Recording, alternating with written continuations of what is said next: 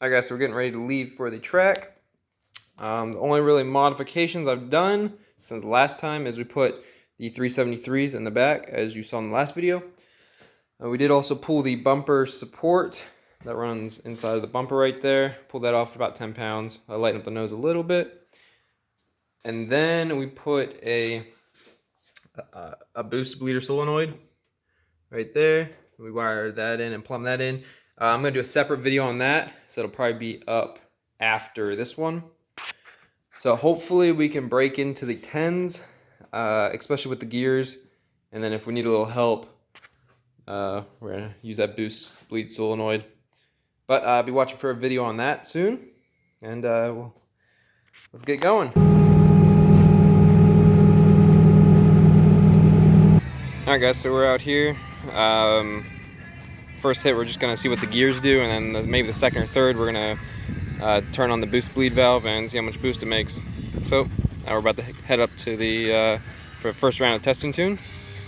Not a lot of cars here, but go from there. Alright guys, here we go for our first test hit.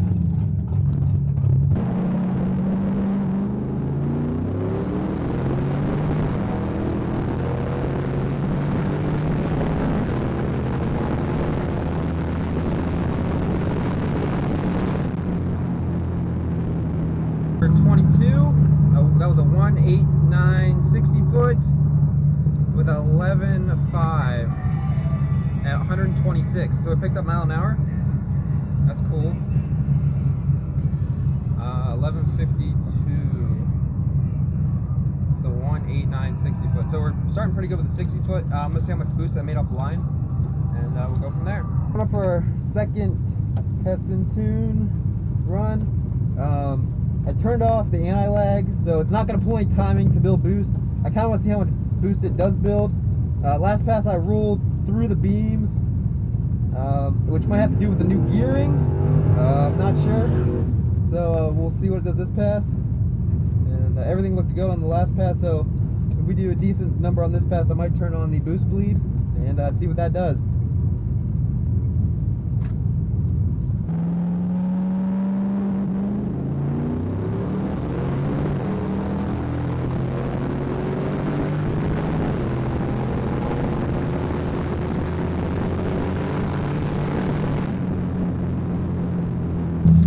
Alright guys, so 22, we did 11.34 at 128 with a 183 60 foot,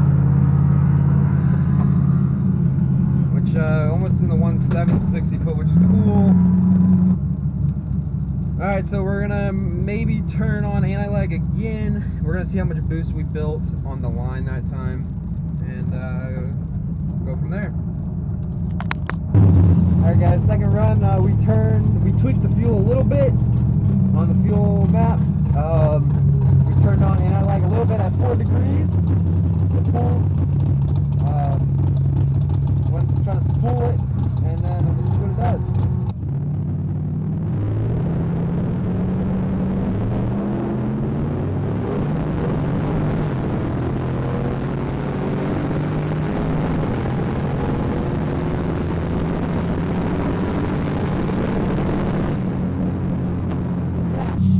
Guys, so we did a 183 60 foot, a 11.27 at 128.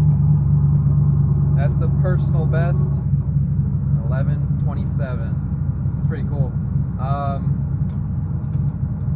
We're gonna look at the data logs, but I think we're gonna try out the boost bleed this next pass, and we'll see how it does.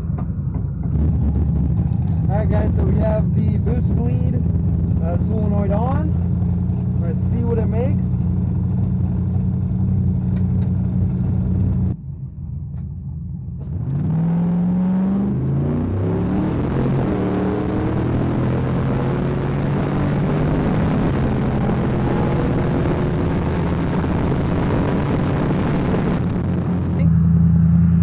Alright guys, so that run was with the boost builder.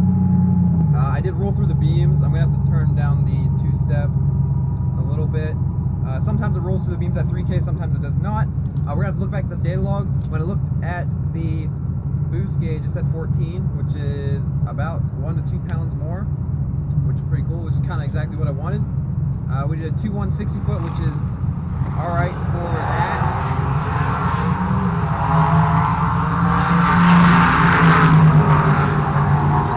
Which is all right for that run because I just stabbed it off idle. I want to see what would happen, and now we know.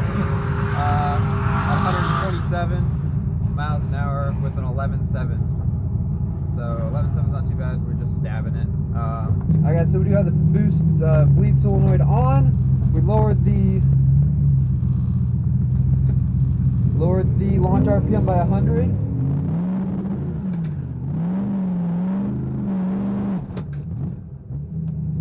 And we'll see what it does.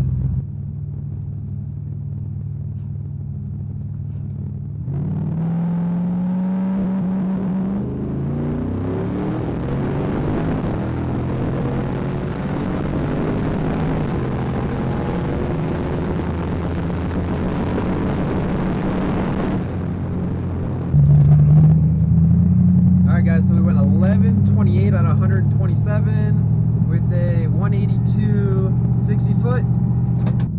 It felt like a pretty decent pass, but we're heading home in one piece. We gotta air up the tires, set the shocks, and hit the road.